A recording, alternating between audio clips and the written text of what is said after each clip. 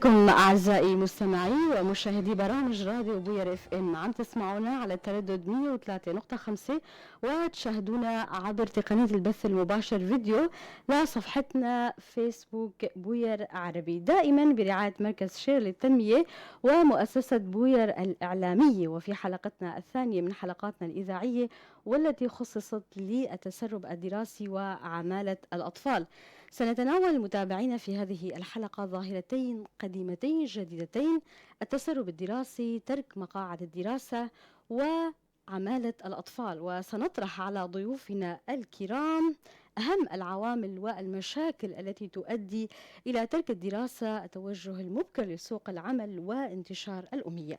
قبل الترحيب بضيوفنا الكرام خلونا نسمع ونشوف التقرير الذي أعده زملائنا فريق راديو بوير وبنعود لكم. جميعنا يعلم ويعيش آفة التسرب الدراسي في مجتمعنا تحديدا الذكور، وكانت نسبة الإناث أيضا كبيرة جدا في فترة الثمانينات والتسعينات، ولكن تحسنت الأوضاع المعيشية والتي ربما كانت أبرز الأسباب للتسرب الدراسي للذكور. أما الإناث فكانت الأسباب إما العادات والتقاليد أو الزواج المبكر. ولكن منذ بداية الأزمة السورية ازدادت نسبة التسرب الدراسي وعمالة الأطفال وانتشار الأمية على مستوى سوريا عامة، وتحديدا في المناطق التي شهدت عمليات عسكرية، وأيضا المناطق التي التجأ إليها الشعب السوري في دول الجوار. وبحسب أحدث تقرير صادر عن اليونيسف بين عامي 2019 و2020 فإن حوالي 2.5 مليون طفل سوري متسربون من المدارس، و750,000 طفل سوري في الدول المجاورة لا يذهبون إلى المدارس، وسط غياب إحصائيات واضحة عمن توجه منهم إلى سوق العمل. وجاء في تقرير لليونيسف منشور في آذار مارس عام 2021: بعد 10 سنوات من النزاع في سوريا يحتاج 90% من الأطفال إلى الدعم، إذ يدفع العنف والأزمة الاقتصادية العائلات إلى حافة الهاوية. جعلت الحرب في سوريا حياة ومستقبل جيل من الأطفال معلقة بخيط رفيع، فحوالي 2.5 مليون طفل في سوريا و750,000 طفل سوري إضافي في الدول المجاورة لا يذهبون إلى المدارس، 40% منهم من الفتيات. وحسب البيانات التي تم التحقق منها بين 2011 و2020 تعرض أكثر من 1300 مرفق تعليمي أو طبي وأفراد طواقمهم للهجوم.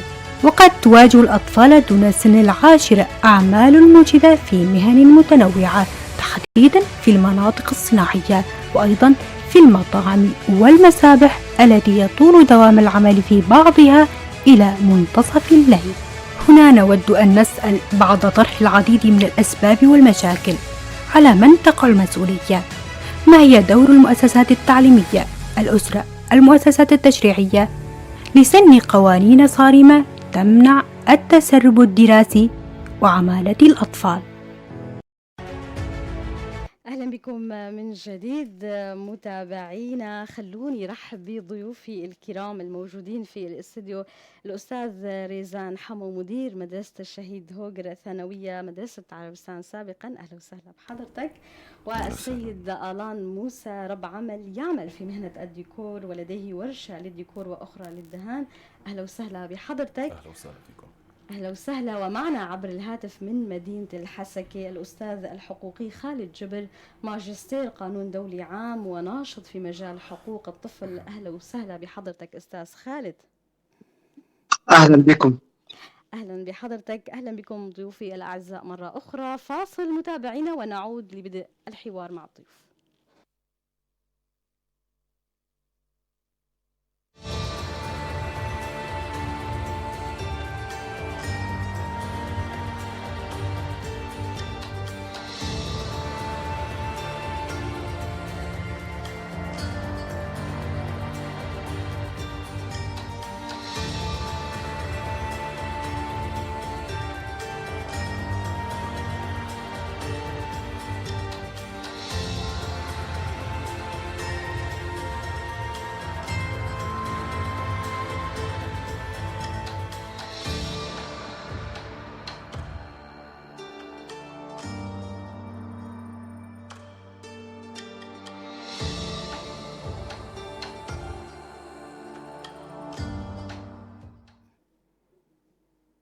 من جديد أهلا وسهلا فيكم متابعينا وضيوفي الكرام. بنبلش الحديث مع الأستاذ خالد جبر من مدينة الحسكة. من جديد أهلا وسهلا بحضرتك أستاذ خالد، وجزيل الشكر لانضمامك للحلقة. بنعرف أنك مشغول. نعم، مرة أخرى تحياتي لك ولمستمعيك الكرام ولضيوفك الموجودين الآن في الاستديو. بداية أستاذ خالد، لو نتحدث عن لجنة حماية حقوق الطفل، طبيعة عمل هذه اللجنة ومواطن التدخل التي تعمل فيها. نعم، يعني كانت هناك قبل عدة سنوات كانت هناك مكاتب لحماية الطفل مستحدثة من قبل الإدارة الذاتية، وكانت أيضا باتفاقية دولية. طبعا هذه المكاتب كانت تعني بحماية الطفل في مناطق النزاعات المسلحة أو حماية الطفل ضمن المنطقة بشكل عام. يعني طبعا كانت لها اختصاصات، وهي الحماية المركزية وإيجاد أرضية من أجل الطفل، خاصة الطفل في مناطق النزاعات المسلحة يكون بعرضة أكثر للانتهاكات حقوقية. طبعا حقوق الطفل من الحقوق الأساسية الموضوعة ضمن القانون الدولي بشكل عام، وتختص كل دولة أيضا بوضع قوانينها الخاص. هنا لا يكون هناك أي تدخل بين القانون الموضوع من قبل الإدارات أو الدول والقانون الدولي العام. في القانون الدولي العام استحدث يعني قانون خاص بحقوق الطفل عام 1989، وهذا القانون يلزم جميع الدول واطراف النزاعات بالاستناد عليه في فترات النزاعات المسلحه. طبعا هذه المكاتب لم يعد لها وجودا بعد بدايه او نهايه 2021. الان هناك بعض اللجان يعني العامله بخصوص يعني العامله ضمن حقوق حمايه الطفل، وهي تابعه لهيئات المراه. طبعا هذه اللجنه ايضا تسعى دائما الى توفير البيئه المناسبه الملائمه للطفل، خاصه نحن نتحدث عن سوريا يعني الدوله التي تسودها الحرب منذ اكثر من 10 سنوات. في الحقيقه يعني لم تعد بيئه امنه بالنسبه للطفل، وهنا يعني تتداخل المواضيع وارضيات وقوانين حمايه الطفل تماما. فلذلك نجد ان الطفل في سوريا يعني الاكثر عرضه للانتهاكات، وكونها يصنف الطفل من يعني الفئات الضعيفه ضمن المجتمعات، وخاصه في فترات النزاعات. فكل هذه الامور الى الان اذا نبحث في حيثياتها لن نجد بيئه امنه بالنسبه للطفل. يعني اكثر يعني المناطق يعني اذا تحدثنا عنها في المناطق السوريه بشكل عام، واذا اتينا الى مناطق شمال وشرق سوريا نرى ان الطفل يعني اليوم يعني الاقل دواما في المدرسه، ثم يعني الاكثر عملا في الاعمال الخطره المصنفه ضمن التعميم الذي صدر من قبل الاداره الذاتيه الديمقراطيه. نعم. الطفل اليوم يعني يتسول ويتستع في الشوارع، فكل هذه هي انتهاكات فيما يخص بحقوق الطفل تماما. نعم أستاذ خالد، تحدثت عن نقطة هامة، وأن الأطفال يتوجهون للكثير من المهن الشاقة والخطرة. هناك انتشار مخيف وكبير لعمالة الأطفال دون سن 18 في الكثير من المهن والحرف، تحديدا الشاقة منها رسميا وبالأرقام. كيف تتابعون هذه الآفة الخطيرة؟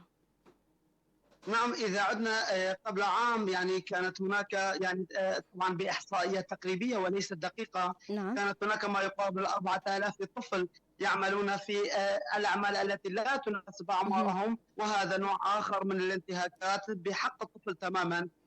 يعني بكل الحيثيات بكل أسف نتحدث يعني عن المنطقة، لكن الطفل اليوم وربما يعني دائما عندما كنا نتابع هذه الأمور كانت الأهالي كانوا يتحدثون عن سوء الأوضاع الاقتصادية، فبذلك يرسلون أولادهم إلى أعمال لا تليق أعمارهم.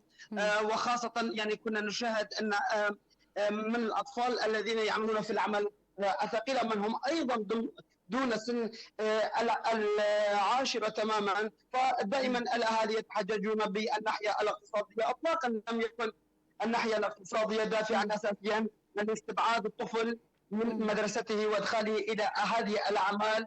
التي تفوق طاقته وتفوق عمره تماما. هذا الانتهاك يعني مجتمعيا نحتاج الى توعيه مجتمعيه تماما، وايضا من قبل الاداره الذاتيه يجب ان تكون الاكثر فاعليه في مجال حمايه الطفل من هذه الاعمال، وخاصه هناك التعميم بتاريخ 24/3/2021 صدر من قبل الاداره العامه للاداره الذاتيه الديمقراطيه، لكن الى الان لم تترجم هذه التعاميم والقرارات والقوانين الى واقع عملي على الارض. فلذلك حتى هناك ابتزاز من صاحب العمل بحق يعني الطفل العامل. بكل اسف نحن نتحدث اليوم يعني عن يعني عدد هائل من الاطفال يعملون في المناطق الصناعيه واعمال البناء واعمال الحفر.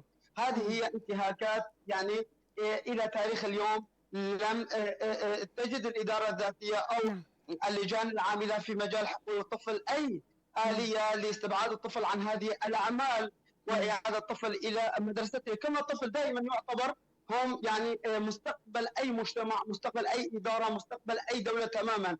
فلذلك الحفاظ على المستقبل يجب الحفاظ يعني على الطفل وابقاء الطفل على طاوله الدراسه هنا مكانه الاساسي. لكن بكل اسف نحن نتحدث عن ارقام اليوم يعني تفوق عن الارقام التقريبيه تماما.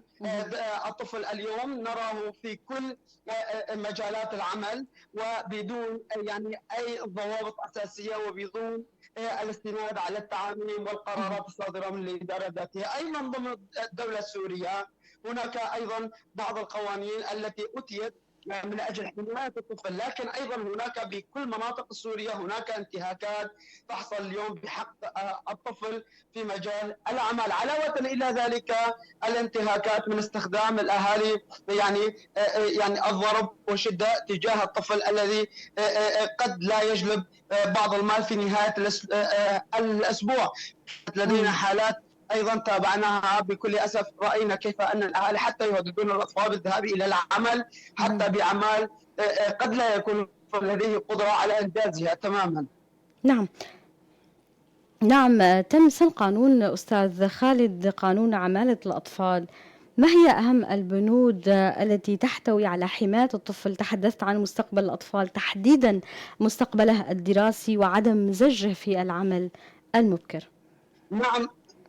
نعم تماما. يعني التعميم الصادر بتاريخ 24/3/2021 صنفت يعني الاطفال حسب ايضا نوع العمل، فهناك اعمال خطيره وخطيره جدا وهي اعمال الحفر والبناء، الاعمال التي تتم في الارتفاعات العاليه، الاعمال التي تتم في المناطق الضيقه، الاعمال التي تتم في المناجم، الاعمال التي تتم في مناطق الاشتباكات او القريبه من الاشتباكات.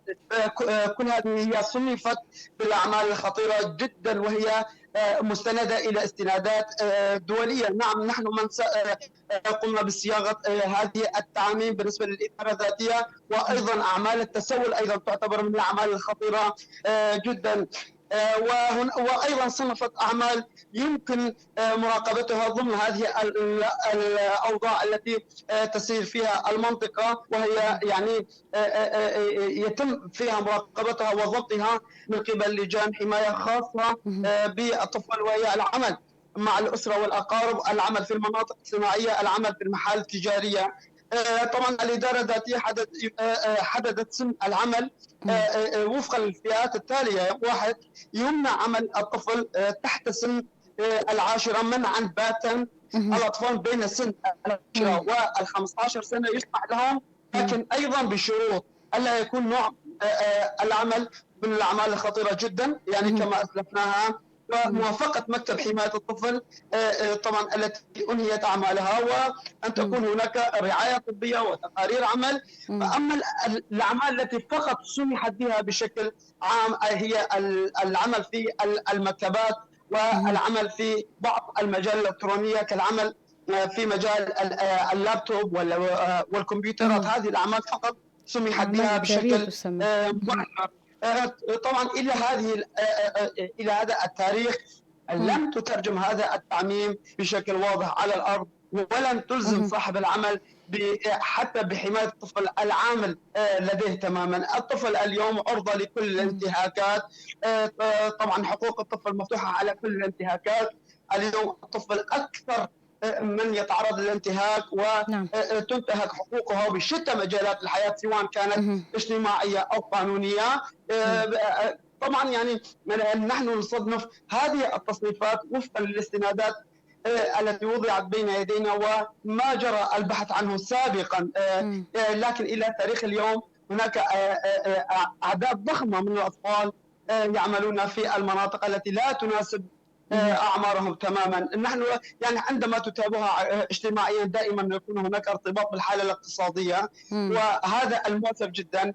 إلى الآن لم نصل إلى مستوى التوعية التي يتم فيها التعامل مع الطفل بشكل عام. أستاذ خالد، تحدثنا أكثر كيف يتم التعامل بهذا القانون ضمن نطاق عملكم في مكتب حماية الطفل؟ نعم، يعني قلت لك مكتب حماية الطفل لم يعد له وجود الآن، فقط هناك مكتب تابع لهيئة المرأة. لكن إلى تاريخ اليوم اللجان العاملة في مجال حماية الطفل أو المكتب تابع للمرأة إلى الآن لم تقم بأي دور في مجال حماية الطفل من العمالة الموجودة تماما. قلت الطفل يعني الفئة المجتمعية المهمشة أكثر داخل المجتمع والعرضة أكثر للانتهاكات. كل هذه هي أحاديث اليوم نقولها، والتعاميم بقيت فقط على الورق ولم تترجم إلى آلية عملية على الأرض. فاصل ونعود لنتابع الحديث مع الأستاذ خالد.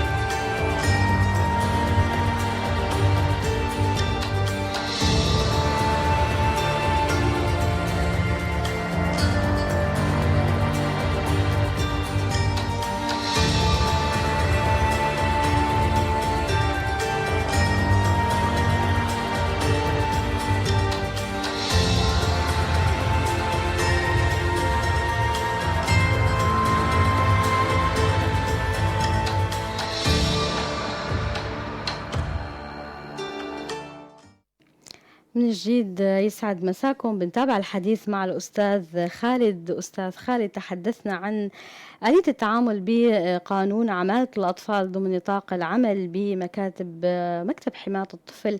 تحدثنا عن نقطة أخرى، كيفية التعاون بينكم في مكتب حماية الطفل وبين المؤسسات التعليمية الرسمية والمؤسسات الرسمية المعنية بالموضوع للوقوف على تطبيق قانون حماية الطفل. تحديدا نتحدث عن نقطة تحديدا الدراسي والأعمال الشاقة.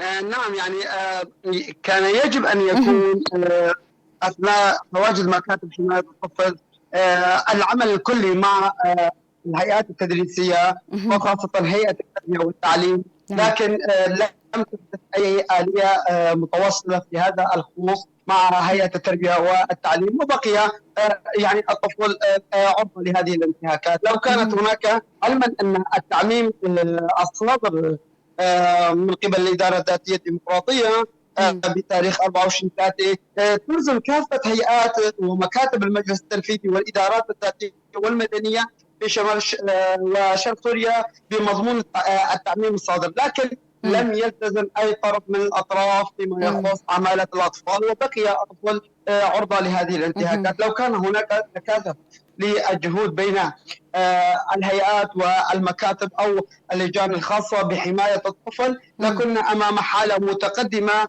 في حماية الطفل وتوفير بيئة آمنة بالنسبة للطفل، وخاصة نحن منطقة تشهد نزاعات مسلحة أو يعني تكون فيها القوانين لا تجد مكانها الصحيح بشكل عام. لم يكن هناك أي آلية عمل بين هيئة التربية والتعليم. طبعا هيئة التربية والتعليم مشكورة، هي تعمل بجهودها الذاتية في توفير بيئة تعليمية تماما، لكن لم نصل إلى مرتبة تلزم يعني العائلة أو أهالي الطفل بسن محدد للعمل، وهذا كان يجب أن يكون يعني الطفل مكانه الأساسي مقاعد الدراسة. وعندما تتحول خاصة في مناطق النزاعات المسلحة أن تتحول إلى آلية عملية، يجب أن يكون هناك قرار ملزم للمجتمع بأن يكون دراسة الطفل إلى سن معين، وهذا السن يجب كان أن يتم التبحث حوله للوصول إلى آلية محددة، لكن لم نصل إلى هذا القانون. فقط يعني تعميم عمالة الأطفال صدر وألزم لجميع الهيئات الإدارية، ولكن لم يكن هناك التزاما واضحا أو تفعيل آلية محددة من أجل توفير هذه البيئة الآمنة للطفل. نعم. حبذا لو نتحدث أيضا عن ظاهرة خطيرة للغاية أستاذ خالد تتفاقم بسبب الأوضاع المعيشية، ألا وهي ظاهرة تسول الأطفال، يعني بأعداد رهيبة في كافة مرافق الحياة ضمن المدينة نشاهد تسول للأطفال. كيف تتابعون هذا الأمر وما هي مشاريعكم حول هذه الظاهرة، ظاهرة تسول الأطفال؟ نعم، يعني ظاهرة التسول وتعتبر أيضا من ناحية أخرى يتدخل فيها جزء من العقوبات الجزائية. طبعا يعني ظاهرة التسول اليوم تتفاقم في المجتمع. الطفل يتم استغلاله من قبل فئات محددة ويتم الدفع فيهم إلى حالة التسول. من الحالات التي راقبناها طبعا منذ عامين كانت هناك حالة أب ل5 أطفال يدفع بأطفاله للتسول من ساعات الصباح الأولى وإلى آخر المساء. وعندما يعني تباحثنا معهم من أجل إعادة الأطفال إلى مدارسهم رفض تماما، وعلما أن يعني تحدثنا إليه بآلية عملية بأن نضع له راتب شهري يعني، لكنه رفض تماما وقال الأطفال يدخلون لي مدخرا ماديا أكبر من الذي تمنحونه. بكل أسف هذا ما نعاني داخل المجتمع بشكل عام. هذه الظاهرة والتي هي مسيئة للطفل وللمجتمع أيضا تتفاقم اليوم. العشرات من الأطفال تجدهم في كل الساحات يعملون في التسول، وهذه لا تليق بمجتمعنا ولا تليق بحالة الطفل الموجودة. بكل أسف نحن نتحدث عن مجتمع اليوم يعني ليست لديه القدرة التوعوية بخصوص الطفل أو التعامل مع الطفل. دائما الهدف الأساسي من الطفل تمام دائما يربطه مع الحالة الاقتصادية الموجودة. نعم هناك حالة اقتصادية سيئة بالنسبة لجميع فئات المجتمع، لكن هذا لن يكون مبررا للدفع بعمالة الأطفال أو وضعهم بطريقة مهينة ومسيئة للطفل. هذا الطفل هو يعني المستقبل الأساسي لهذا المجتمع. إلى الآن يعني ليست هناك ضوابط وآلية محددة للحد من هذه الظاهرة التي باتت خطرة جدا يعني على المستوى الاجتماعي. هل هناك مشاريع حول هذه الظاهرة أستاذ خالد؟ إطلاقا ليست هناك أي مشاريع لحماية الطفل من التسول إطلاقا. تباحثنا فيه سابقا وعملنا عليه منذ فترة محددة. دائما نرى أن هناك حالات متفاقمة بالنسبة لحالة التسول أو الموجودة. هذه الظاهرة هي ظاهرة خطرة ومسيئة للمجتمع وللطفل، ولكن يعني إلى الآن الإدارة الذاتية لم تتحرك بهذا الخصوص أو تحد من هذه الظاهرة بشكل عام. كيف يمكن التحرك للتخفيف من هذه الظاهرة برأيك أستاذ خالد؟ يعني بناء يعني إقامة مشاريع بهذا الخصوص بالنسبة للأهالي. ثانيا التوعية المجتمعية. نعم. دور المثقف في توعية المجتمع، دور الإعلام في توعية المجتمع بهذا الخصوص. ما نحتاجه اليوم يعني بحالة التوعية يجب أن تكون موجودة بالنسبة للطفل وحقوق الطفل داخل المجتمع. هذا ما نفقده داخل المجتمع، فلذلك تتكرر لدينا الظواهر السيئة بالنسبة للطفل. نعم. سؤالي الأخير أستاذ خالد، هل لديكم برامج وخطط مستقبلية للحد من ظاهرة التسرب الدراسي وعمالة الأطفال ومعالجة الحالات القديمة؟ نعم، يعني هيئة التربية والتعليم هي من تتابع هذا الأمر، لديها برامج فيما يخص عام 2023-24 باعتقادي فيما يخص حالة التسيب للطفل. نعم. والعمل أيضا، العمل يعني محاولة العمل لتحديد سن الدراسي بالنسبة للطفل، هذا سيكون الأهم. جزيل الشكر لحضرتك أستاذ خالد. كنت معنا من مدينة الحسكة الحقوقي خالد جبر، الحاصل على ماجستير قانون دولي عام وناشط في مجال حقوق الطفل. كل الشكر لحضرتك. شكرا لكم. أهلا وسهلا. متابعينا فاصل ونتابع الحديث مع ضيوفي الكرام في الاستوديو، ابقوا معنا.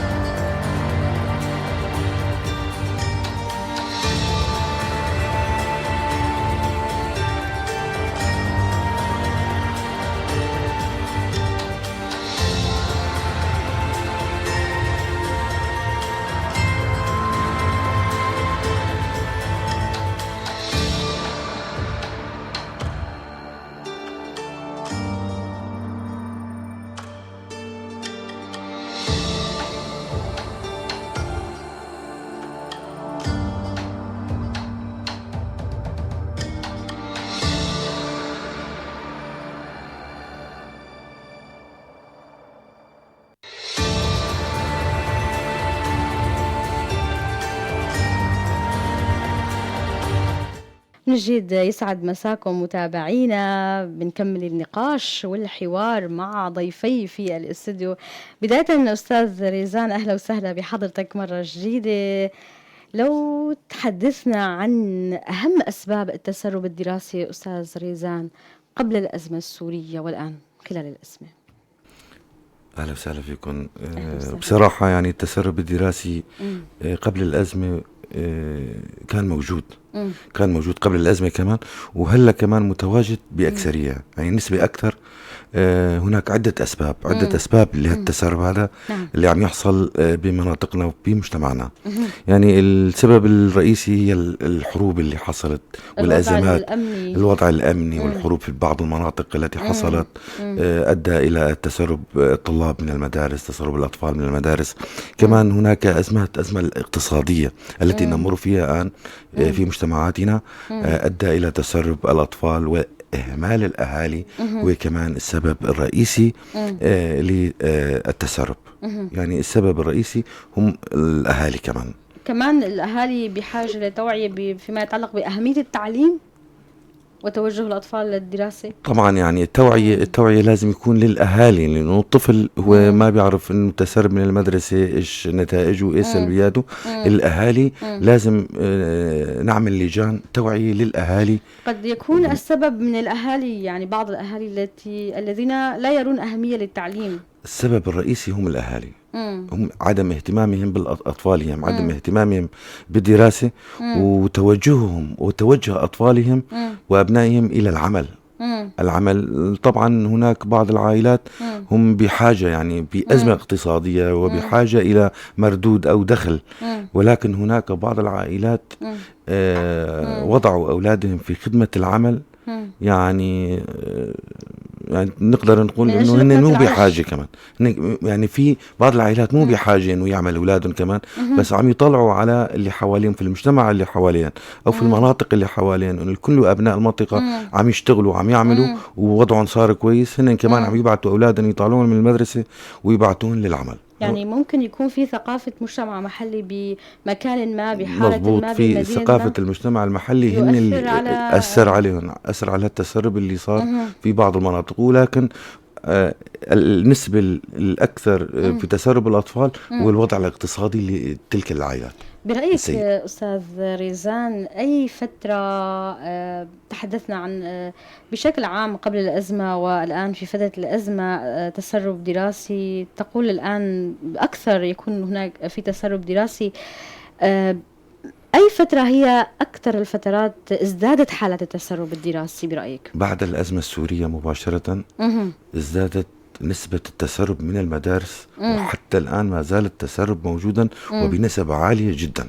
يعني الدليل الواضح أمامنا العمل الأطفال في المطاعم وفي كل مكاتب العمل وحتى في الأسواق وحتى في المدينة الصناعية. يعني عندما عم نشوف الأطفال شلون عم يشتغلوا بهالمناطق العمل، يعني عم نلاحظ أنه هناك تسرب حاصل واضح جدا. يعني قبل ما كان موجود هالتسرب، كان أقل كان في تسرب بس بالنسبة لأقل. التسرب كان في المناطق النائية أو المناطق البعيدة عن المدينة، مناطق الريفية البعيدة كان هناك تسرب. كمان يعني السبب هو العمل بالزراعة، العمل بمسألة انشغال بالأعمال الريفية. أيوة، صار تسرب بالنتيجة ثقافة البيئة كمان هنيك، البيئة والأهل. أيوة. وهلأ ازدادت النسبة في المناطق في المدن بعد الأزمة السورية، نتيجة الظروف الراهنة، والحروب والوضع الاقتصادي السيء لبعض العائلات. بناء على ما ذكرته من أسباب عديدة أستاذ ريزان، الحروب، الوضع الاقتصادي، ثقافة مجتمع محلي، هل لديكم نسبة وأرقام يعتمد عليها عن نسبة التسرب في المراكز التعليمية الرسمية؟ هل هناك نسبة محددة أو تقريبية؟ والله لا يوجد هناك أي نسبة، ولكن النسبة التقريبية متواجد حسب الحي أو حسب بعض المدارس. يعني طبعا عمل هيئة التربية في المجمعات وعمل المجمعات في المدارس كان موجودة. يعني عم يجونا نسب في بعض المدارس نسبة التسرب العدد فرضا 20 طالب أو 50 طالب تسربوا من المدرسة. طبعا تشكل لجان بزيارة الأهالي وزيارة الأطفال. متابعة الأمر طبعا كانت المتابعة من قبل إدارة المدرسة ولجان من المعلمين من المدرسة لزيارة الأهالي في الحي الموجود فيه. يعني كان هناك نسبة يعني غير محدودة بين الذكور والإناث. أستاذ ريزان، أيهما أكثر نسبة في الوقت الحالي؟ في الوقت الحالي نسبة الذكور أكثر من الإناث. الذكور أكثر من الإناث في التسرب. ما الأسباب برأيك؟ الذكور بسبب تواجدهم في العمل أو إخضاعهم للأعمال الشاقة المتواجدة في مدينة قامشلو. توجه للسيد آلان. سيد آلان، أهلا بك من جديد معنا. لو نتحدث عن طبيعة عملكم سيد آلان. يا أهلا وسهلا فيكم وبإذاعة بوير على الاستضافة. طبيعة عملي راب عمل مجال الديكور والدهان، وعندي ورشة عمل كون من 7 أو 8 أشخاص. وصراحة فيها قصر كمان بمجال العمل أطفال. أعمارهم تتراوح بين 15 و 16 16 نعم. عدد العمال قلت 7 أو 8 نعم عاملين لديكم، أعمارهم 15 و 16. غير 15 و 16 كمان، شو الأعمار اللي موجودين عند حضرتك عمال؟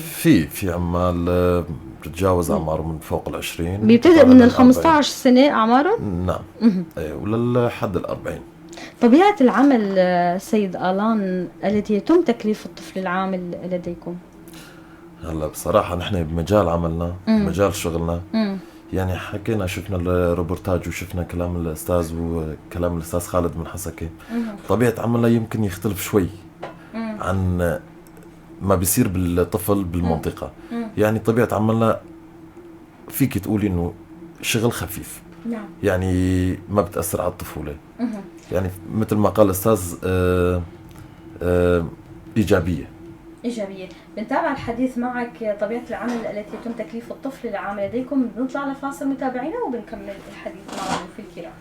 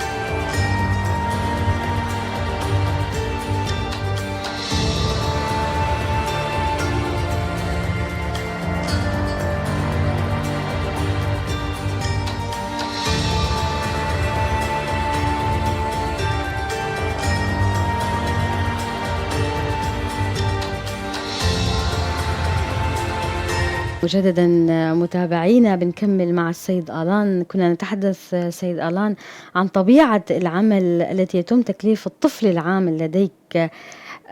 تحدثنا أكثر ما هي الأعمال التي يقوم بها الأطفال القُصّر عندكم في الورشة؟ تحدثت أنه عندك ورشة ديكور وورشة للدهان. هلا بالبداية يعني الطفل بعمر 15 سنة يعني ما بظن انه بتطلب منه مثلا شغل فوق طاقته. نعم. يعني اغلب الاوقات مثلا شو بيكون امور تعليميه اكثر ما تكون امور عمل مثلا. يعني واكثرتها مثلا امور مثلا تتطلب منه انه طلبات مثلا كذا، اعطيني قطعه كذا، اعطيني قطعه كذا، يعني كلها بتكون بتناول ايده. بس كل ما هنالك انه راح يكون الواسطه بينك وبين القطعه. ايوه، يعني ما في شيء ثقيل بمجال عملنا. نعم. كم من ساعات يعمل الطفل لديكم أستاذ آلان؟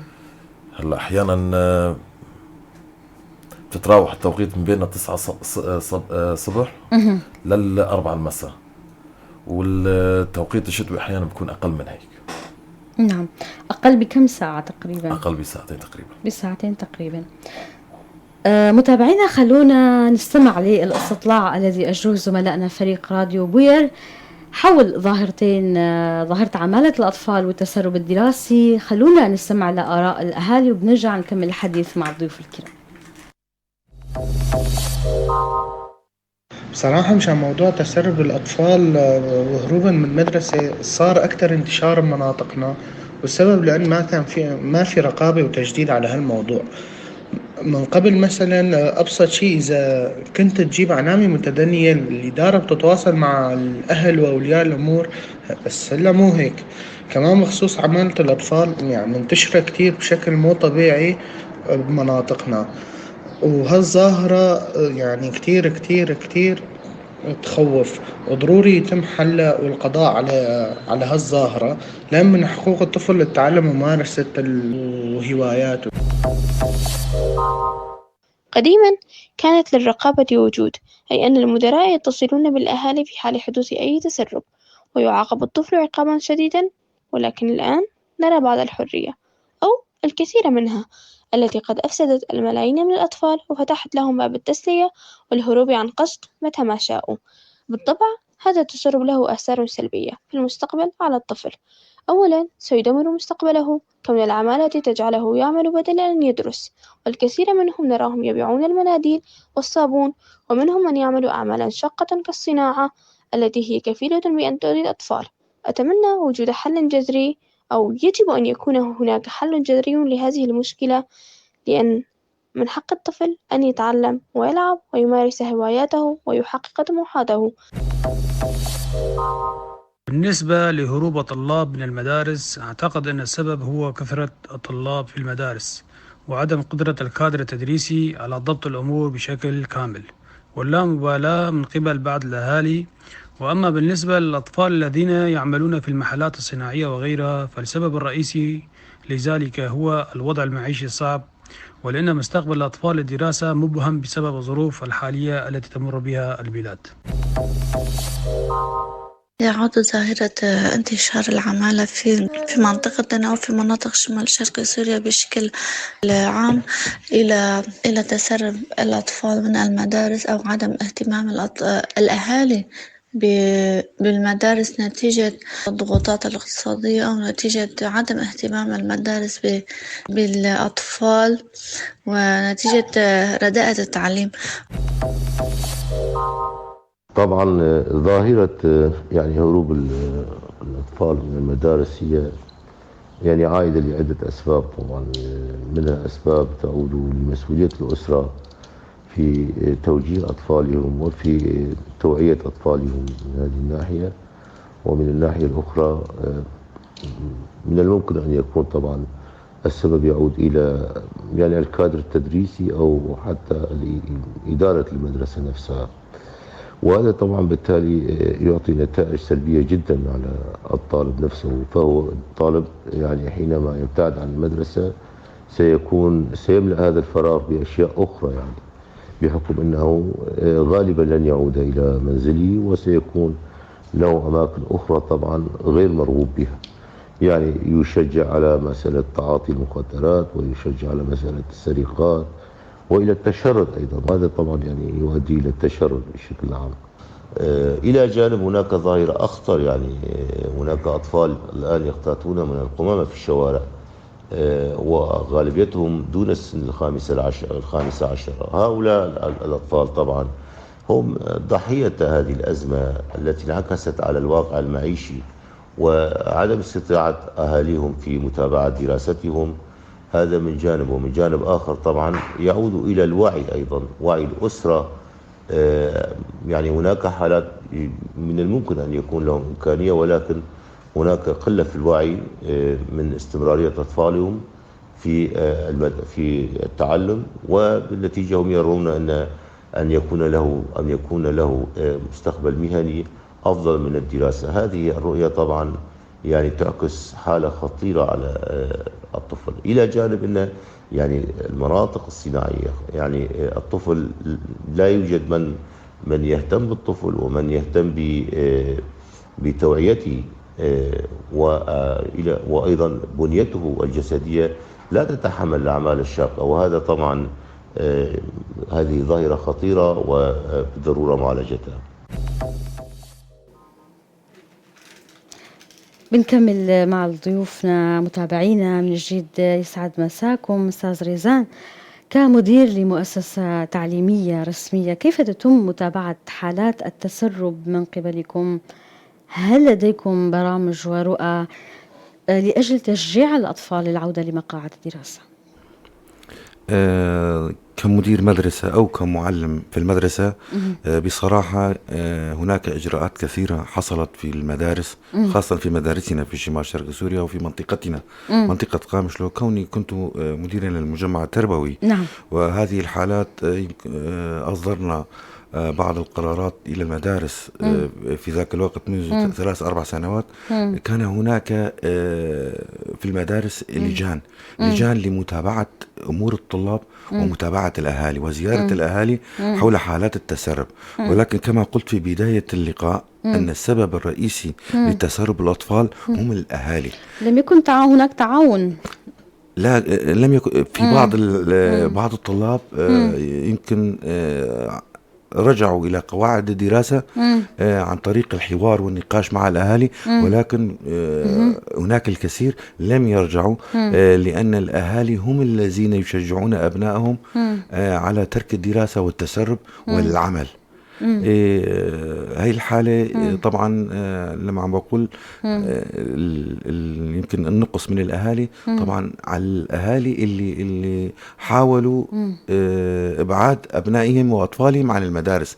أما هناك بعض العائلات يهتمون بأولادهم في المدرسة وفي الشارع وفي الحي، ولكن الأطفال المتسربين من المدرسة السبب الرئيسي لتسربهم هم عدم اهتمام الأهالي بالدراسة، عدم اهتمام الأهالي بالأولاد، عدم اهتمام الأهالي بالتعليم. يعني برامج ورؤى لأجل تشجيع الأطفال. إضافة لهذا الأمر تحدثت عن قرارات، ما محتوى تلك القرارات؟ يعني القرارات تشكيل لجان ضمن المدرسة، نعم. من إدارة المدرسة ومعلمين، وزيارة الأهالي باعتبار الطلاب اللي كانوا عم يداموا بالمدرسة كانوا من أهالي الحي نعم. وما حول المدرسة، إنه بزيارة هالأهالي. يعني ليش الأطفال عم يغيبوا صاروا 15، يعني بس إنه فترة الانقطاع صار أكثر من 10 أيام. نعم. كان لازم المعلمين والإدارة تزور هالأهالي، يتابعوا وضعهم، يعني إيش عندهم مشاكل بسبب مشاكل مشاكل في مرض أو في شيء، ولا تسرب إنه ما بقى يبعثوا أولادهم. حاول يعني يمكن رجع كتير من الأولاد عن طريق اللجان، وفي بعضهم ما رجعوا لأنه الأهالي ما استجابوا للتوعية وما استجابوا وتعاونوا مع هالمعلمين. قانونيا أستاذ ريزان، هل هناك قانون داعم يمكننا القول، يعني قانون إلزامية التعليم، لو أمكن أن نتحدث عن آليات تطبيق وإجراءات الالتزام الخاصة به؟ طبعا هناك قانون الالتزام بالتعليم، ولكن القانون لم يطبق على الأهالي. يعني لم يلزم الأهالي كانوا العائق أمام تطبيق قانون إلزامية التعليم. طبعا وحتى القانون اللي طلع كمان إنه ما أجبر الأهالي إنه يبعثوا أولادهم. يعني لو كان هناك قانون صارم يعاقب عليه الأهالي بعدم إرسال أبنائهم إلى الدراسة والتسرب، كان الوضع اختلف كتير. بصراحة لا يوجد قانون حازم أو إجباري إنه يخلي الأهالي يبعثوا أولادهم على المدرسة. هون التسرب حصل، والتسرب شائع إلى حد الآن. كيف يمكن القانون الذي تتحدث عنه، كيف يمكن أن يكون شكل هذا القانون أو محتوى برأيك، الذي قد يعالج أو يكون صارم بمسألة عودة الأطفال لمقاعد الدراسة، إجراءات قضائية؟ أو أنا أقول لازم يكون هناك إجراءات قضائية بحق الأهالي، بحق الأب. يعني قبل كل شيء الأب هو المسؤول الرئيسي، هو رب البيت، هو لازم يتعاقب إنه ابنه في المرحلة الأساسية، إنه ابنه لازم يتعلم في المراحل الأساسية. القانون غير مطبق. خلونا نتابع الحديث مع السيد آلان. سيد آلان، تحدثنا معك عن طبيعة الأعمال التي يقوم بها الأطفال لديك وساعات العمل التي يقومون بالعمل خلالها. هل بإمكانك التحدث عن عمالة الأطفال تحديدا في المنطقة الصناعية؟ أهم الصعوبات التي تواجه الأطفال في هذه المهنة برأيك؟ طبعا قبل كل شيء بس في مداخلة صغيرة على كلام الأستاذ، حكى أنه الإجراءات الوقائية مشان يحد من هاي الظاهرة، أنه كإجراء أولي يتعاقب الأهل على هاي التسريب. أنا بشوف أنه الإجراء الأولي والأخير هي معالجة الأوضاع قبل كل شيء، لأنه الأوضاع هي اللي سببت هاي الانتشار. بتعالج أوضاع الاقتصادية وأوضاع البلد وأوضاع المنطقة بشكل عام. عالج الأوضاع ومن ثم بقية الأمور تنحل حالها. طبيعة شغل الأطفال بالمناطق الصناعية اللي بتتطلب جهد أكبر من عمرهم، هاي بظن أنه مو مقبولة أبدا. يعني لا قانونيا ولا إنسانيا مقبول أنك تشوف طفل بعمره 12 سنة بيشتغل بعمل أكبر من طاقته، يعني بيتطلب منه جهد أكبر من عمره. وهاي الظاهرة صراحة صاير كثير عندنا بالمنطقة. الصعوبات اللي بتتحدث عنها بالمنطقة الصناعية السيد آلان، مسألة أنه الطفل عم يبذل مجهود أكثر من طاقته نتيجة طلب رب العمل منه. إضافة لهذا الشيء، ما في صعوبات أخرى بيواجهها الأطفال بالمنطقة الصناعية؟ أمور لها علاقة قد يكون ساعات عمل، أجر، قد يكون هل هناك أيام عطلة لهم أم لا؟ طبعا عم نشوف انه الولاد عم يطلعوا من الساعة 6 الصبح، عم نشوفهم بالشوارع وطالعين على الصناعة. واحتمال ما بيرجعوا غير لآخر الليل. الطفل كيف بده يطلع الساعة 6 الصبح وما بيرجع لآخر الليل. يعني هناك حالات يتم تشغيل الطفل من الساعة بالضبط. السادسة صباحا بالضبط بالمنطقة الصناعية. بالضبط. المنطقة الصناعية خاصة، بالمنطقة الصناعية بتروح الصناعة بتلاقي أطفال بعمر 10 سنين 9 سنين 12 سنة وعم يشتغل شغل فوق طاقته، ومن 6 الصبح ل 12 بالليل ل 11 بالليل بتلاقيهم راجعين من الصناعة، ما بيلاقوا لا مواصلات وما بيلاقوا شو. أحيانا بتشوفهم إنه عم يرجعوا من الصناعة مشي من الصناعة للبيت ومشي يعودون وبالليل. طيب هدول الأولاد الصغار ممكن يتعرضوا بأي شغلة بالطريق أو نعم للأخطار، حوادث مرورية. بالضبط أو انتكاسة صحية نتيجة المجهود اللي بذله كان فوق طاقته يعني. بالضبط. نعم. أعود إليك سيد ريزان، يعني تحدثنا عن عمالة الأطفال في المنطقة الصناعية في مناطقنا. لا يخفى أن هناك عمالة ظاهرة للأطفال وخاصة في مدينة القامشلي.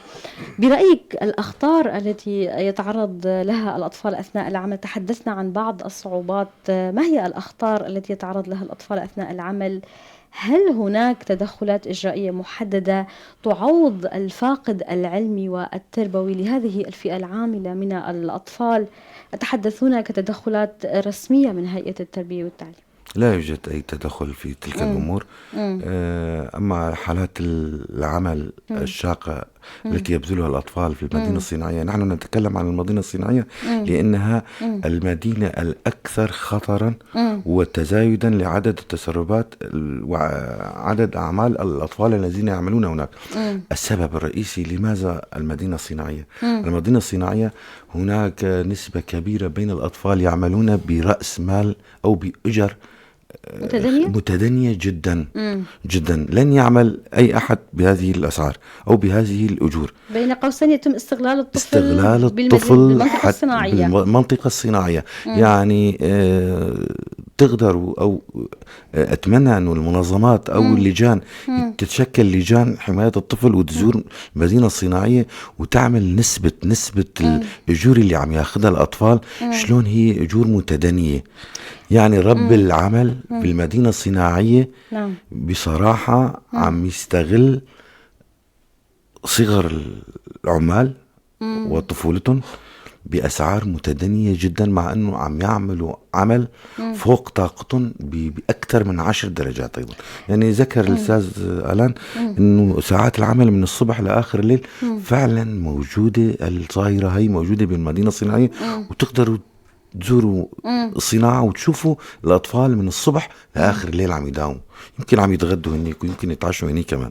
نعم. يعطوا سندويشات ويضلوا على رأس عملهم هنيك وبأجور أجور متدنية، ساعات عمل طويلة. نعم. هل يمكن القول أن ليس هناك رقابة أو ليس هناك رقابة من أي أحد، من أي طرف؟ من أي طرف. هذا برأيك هذا هو السبب لاستغلال الأطفال في المنطقة الصناعية؟ نعم. ما دام ليس هناك رقابة، ما المطلوب برأيك في هذا الخصوص؟ المطلوب زيادة الرقابة. زيادة الرقابة هو تشكيل لجان لمحاسبة أرباب العمل بصراحة، أو تحديد ساعات العمل لهؤلاء الأطفال من الجهات الرسمية من الجهات الرسمية المختصة يعملوا متابعة هؤلاء الأطفال وساعات تحديد ساعات العمل. خلونا نطلع لفاصل متابعينا وبنرجع نكمل الحديث.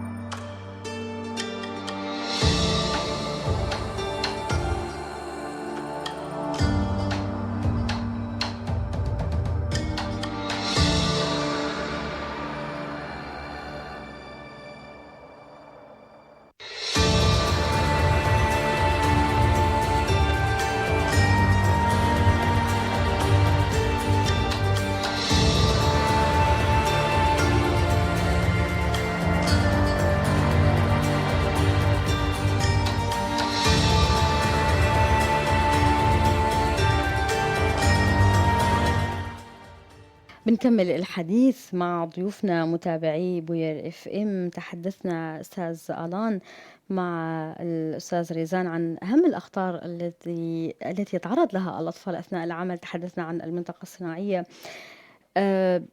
ألا تتفق معي سيد آلان بأن الطفل بمجرد أن يترك مقاعد الدراسة ويتوجه لسوق العمل يتوجه نحو الانحراف؟ شرب الأراجيل، التوجه للمقاهي، شرب المشروبات الكحولية، التدخين المبكر. الصراحة يمكن بهاي النقطة بالذات ما أتفق فيها معك، لأنه مو معقولة أي طفل مثلا إذا ترك الدراسة يكون مصيره أنه يكون الهلاك بالمجتمع. لا، رب الأسرة مثلا الأهل فيهم يستغلوا هاي النقطة بالذات، إنه ما دام ابننا ما طلع خرج بالدراسة، ما كمل دراسته، كان فشل بدراسته، أضعف الإيمان خلينا نشغله بمكان يستفيد منها مستقبلا لحياته. يعني يتعلم مهنة مثلا إذا كان عمره بال15 أو 16 سنة ترك مقاعد الدراسة، فيفضل انه بهاي العمر يتعلم له مصلحة، يتعلم له شغلة قبل ما يصير عمره بال18 ويروح الجيش ويخدم الجيش، وبعد سنتين من الجيش بيصير عمره 20 وما بعد منه خلاص بعد منها ما عاد يتعلم شيء. إذا ترك الدراسة، إذا رب الأسرة عرف كيف إنه يداري على ابنه، فيه يحطه بمكان عمل يكون مناسب لعمره ويكون مناسب لحياته ولمستقبله. بظن إنه هاي النقطة مو إنه مش سلبية، إنه إذا ترك الولد المدرسة معناه يمك نحو الهاوية. سيد آلان، يعني ليس كل الأطفال، ليس كل من يترك الدراسة يتعرض للانحراف أو التوجه لسلوكيات غير سليمة وخاطئة كالتدخين والأمور الأخرى، ولكن أحيانا يكون للظروف السلبية التي يتعرض لها الشخص والأطفال الاستغلال، بذل مجهود أكبر من قدرته، رفقة سوء أو أقران سوء. قد يكون معرض بالنتيجة بعض الأطفال يتوجهون هذه السلوكيات. يعني ألا تشاهد أو لم تشاهد أطفال يدخنون بالمنطقة الصناعية؟ طبعا من شوي الأستاذ ذكر أنه إذا صار في رقابة مثلا المنطقة الصناعية بهاي الحدود، بهاي المنطقة، بهاي الموضوع بالذات، مثل ما في رقابة على التدريس وفي رقابة على مستوى التعليم، إذا كان في رقابة بالمنطقة الصناعية ويكون في شروط مثلا على اللي يشغلوا القاصرين عن قاصرين بالعمر، يكون في عليهم شروط، بظن أنه ما رح نصل لهي المرحلة اللي نحن بنحكي فيها إنه انحراف نحو الهاوية وتدخين وأرجيل ومشروبات، إذا كان في رقابة على المنطقة الصناعية. يعني برأيك توجيه أرباب العمل بأهمية متابعة سلوكيات الأطفال الذين يعملون لديهم؟ أرباب العمل وتكون هنيك رقابة من الجهات المعنية، مثلا تكون على المنطقة الصناعية. مثلا إذا كان في رقابة، وهي الرقابة إذا طلعت على المنطقة الصناعية وبعد 4 المساء أو 5 المساء ممنوع يكون أي طفل موجود بالصناعة. بهاي الحالة تحديد ساعات العمل. بهاي الحالة أنت قطعت الأسباب اللي بينحرف للطفل. نتحدث عن الأسباب، هذه النقطة الهامة. بكل تأكيد الأوضاع المعيشية سيد آلان هي أحد أهم الأسباب لعمالة الأطفال. برأيك ما هو أي أسباب أخرى قد تكون السبب أو أسباب لعمالة الأطفال؟ هلا خلينا نكون واقعيين، الأسباب الاقتصادية هي أكثر سبب، السبب الرئيسي، السبب الرئيسي. بالإضافة إلى نحن بمنطقة صراعات، منطقة حروب، في عنا عدد كتير من النازحين اللي نزاحوا من مناطق الداخل عنا. هدول كمان زادوا من عبء المنطقة. يعني بدنا نجي على الأوضاع، مثلا الأوضاع الاقتصادية بالدرجة الأولى والأوضاع اللي بتمر فيها البلد بشكل عام هي السبب الرئيسي بالموضوع. هاي تحدثت عن العائلات التي أتت من الداخل السوري.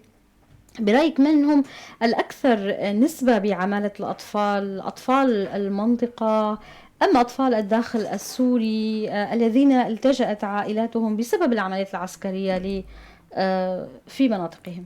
هلا اذا بدنا نجي نعمل احصائيه على عدد الاطفال على عدد الاطفال اللي تركوا الدراسه، فاكيد هدول اللي انزاحوا من مناطق الداخل اكيد نسبتهم اكبر بكثير من عمالة الاطفال. نعم، عمالة الأطفال واللي تركوا مقاعد الدراسة أكيد اللي نزحوا من المناطق الداخل هدول عددهم أكبر من الموجودين بالمنطقة. أهل المنطقة تركوا لمقاعد الدراسة في مناطقهم أدى لعملتهم بمناطقنا. بالضبط. الأكثر نسبة برأيك سيد آلان أطفال المنطقة أو أطفال الذين التجأت عائلاتهم لمناطقنا برأيك؟ هلا بدنا نشوف اللي نزاحوا من مناطقهم ويجوا على مناطقنا، فأكيد راح يكون أوضاعهم الاقتصادية أصعب من أوضاع الاقتصادية اللي بيكون من أهل المنطقة. هدول أكثر الناس بيكون أطفالهم إنه يعني نسبتهم أكبر من نسبة أهل المنطقة. نعم، خلونا نطلع لفاصل متابعينا وبنكمل الحديث مع الضيوف الكرام.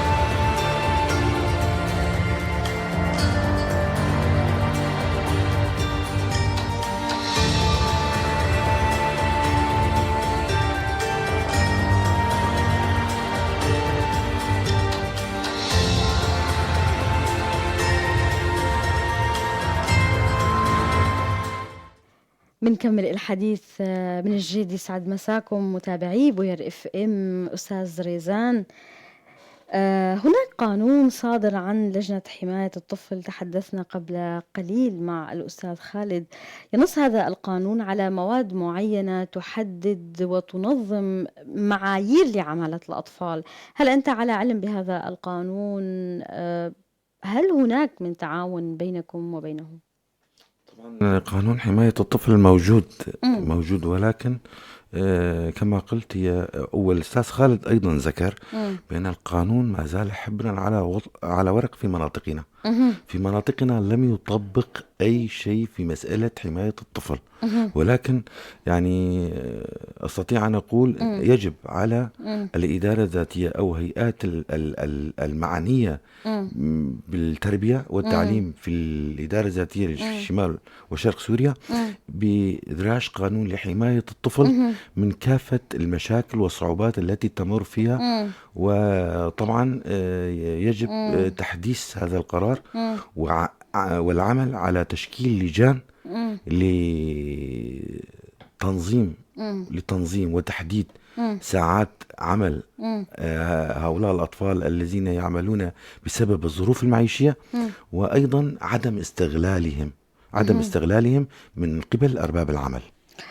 القانون وفق اطلاعي يتناول ببنوده بالمواد التي يتم الإشارة لمسألة معايير عمالة الأطفال يتم فيها تحديد ساعات عمل. هناك شروط يجب على أرباب العمل يتبعوها، عدم الضغط عليهم في الأعمال الخطرة، وكما قلت في تحديد ساعات العمل، وطبعا الأجور اليومية أو الشهرية التي يمتلكها. إجازات الطفل أيضا تكون أكثر من إجازة العامل الأساسي، العامل الكبير، ب7 أيام، وأمور عديدة تتضمن هذه القانون. برأيك حبر على ورق؟ طبعا هناك كمان أيضا يجب مساعدة هؤلاء الأطفال الذين يعملون فاقد التعليم فاقدي التعليم. إنشاء مدارس خاصة ولو في يعني بالأسبوع مرتين،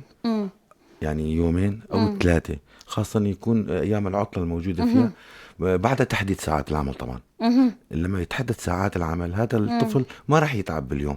يعني يكون ساعات العمل عنده قليلة 3 ساعات أو 4 ساعات عمل ويرجع على بيته. هنيك يعني لازم إنشاء مدارس لفاقدي التعليم وتعليمهم خلال الأسبوع بتحديد يوم أو يومين أو 3 عدم تعويض الفاقد العلمي والتربوي لهؤلاء الأطفال.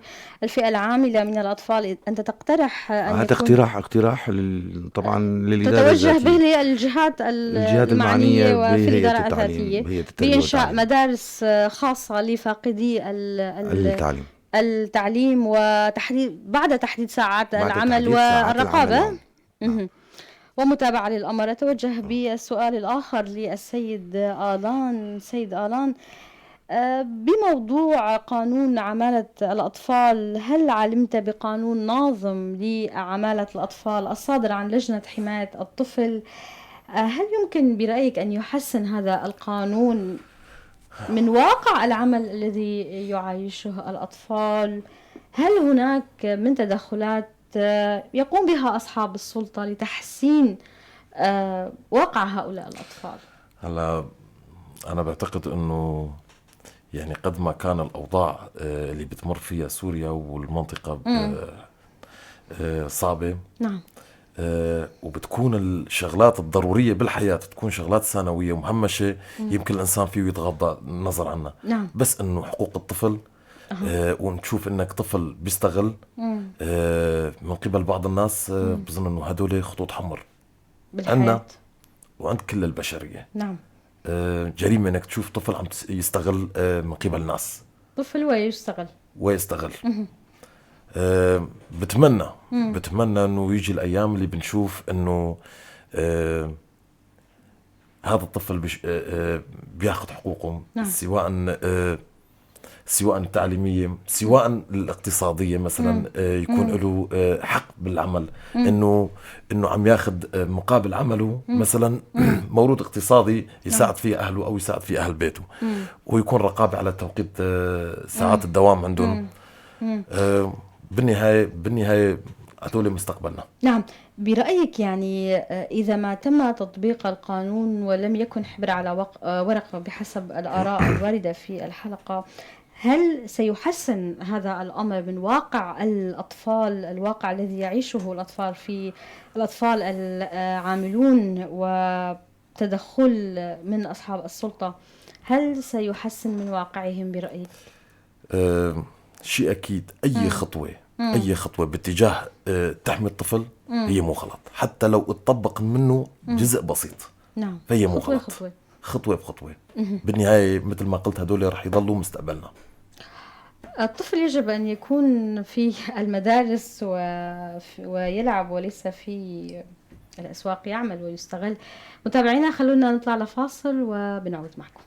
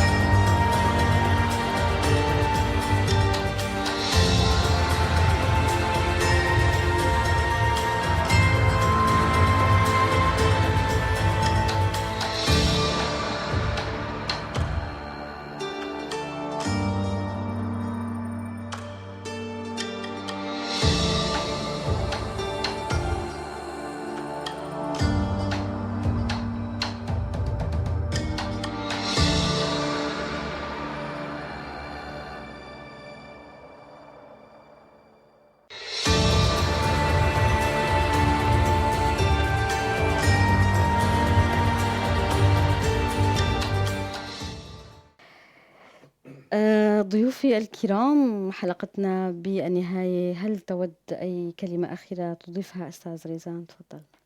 فقط الشكر الخاص لراديو بوير والشكر الخاص لك على يعني على هالمقابلة الحلوة طبعا، المقابلة لحل مشكلة ومشكلة أساسية في المجتمع اللي هو أطفالنا وأولادنا.